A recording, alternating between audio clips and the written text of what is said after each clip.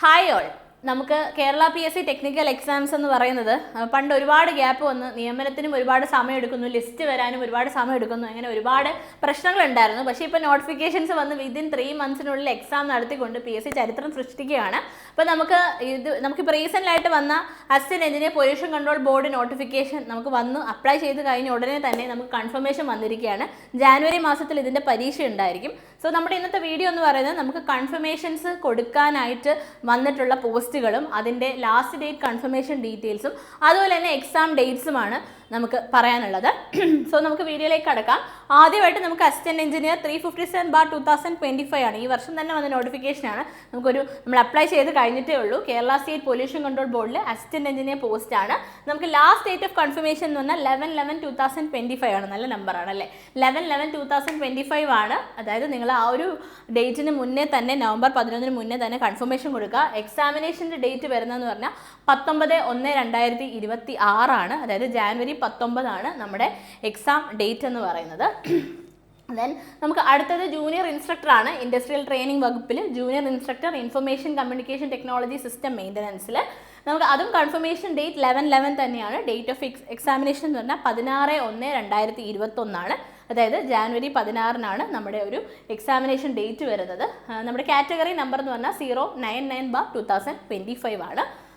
Then next post എന്ന് പറഞ്ഞാൽ tradesman സിവിലാണ്. 276/2025 ആണ്. ഡിപ്പാർട്ട്മെൻറ്റ് ടെക്നിക്കൽ എഡ്യൂക്കേഷൻ ആണ്. Name of post tradesman civil തന്നെയാണ്. ദെൻ ഡേറ്റ് ഓഫ് കൺഫർമേഷൻ 11/11/2025 ആണ്. ആൻഡ് ഡേറ്റ് ഓഫ് എക്സാമിനേഷൻ എന്ന് പറഞ്ഞാൽ 27/1/2026 ആണ്.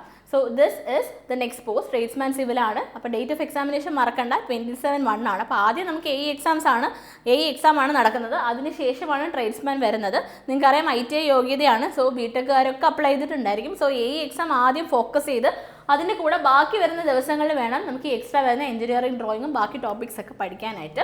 ദെൻ നെക്സ്റ്റ് പോസ്റ്റ് എന്ന് പറഞ്ഞാൽ ഫോർമാൻ ആണ്. 098/2025 ആണ്. അത് നമ്മുടെ ഡിപ്പാർട്ട്മെൻറ്റ് വരുന്ന കേരള സ്റ്റേറ്റ് വാട്ടർ ട്രാൻസ്പോർട്ട് ആണ്. നെയിം ഓഫ് പോസ്റ്റ് എന്ന് പറഞ്ഞാൽ ഫോർമാൻ ആണ്.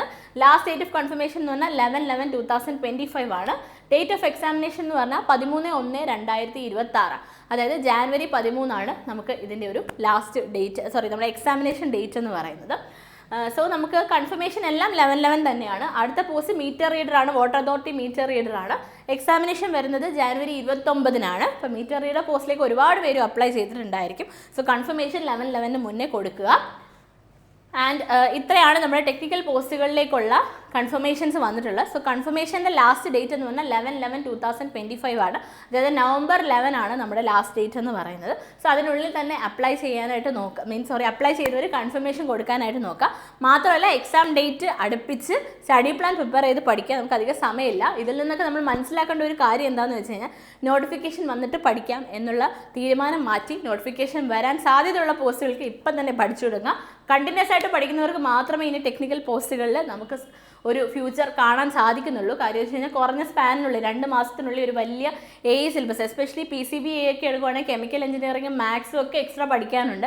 സോ ഇത്രയും വലിയൊരു സിലബസ് കവർ ചെയ്യാന്നുള്ളത് പ്രാക്ടിക്കലി കുറച്ച് ബുദ്ധിമുട്ടാണ്. നമ്മൾ എക്സ്ട്രാ വർക്ക് ചെയ്യേണ്ടി വരും. അപ്പോൾ അതുകൊണ്ട് ഇന്ന് തന്നെ പഠിച്ചു തുടങ്ങുക. കൺഫർമേഷൻ കൊടുക്കേണ്ട ലാസ്റ്റ് ഡേറ്റ് മുന്നേ കൺഫർമേഷൻ കൊടുക്കുക ആൻഡ് പഠിച്ചു തുടങ്ങുക. All the best.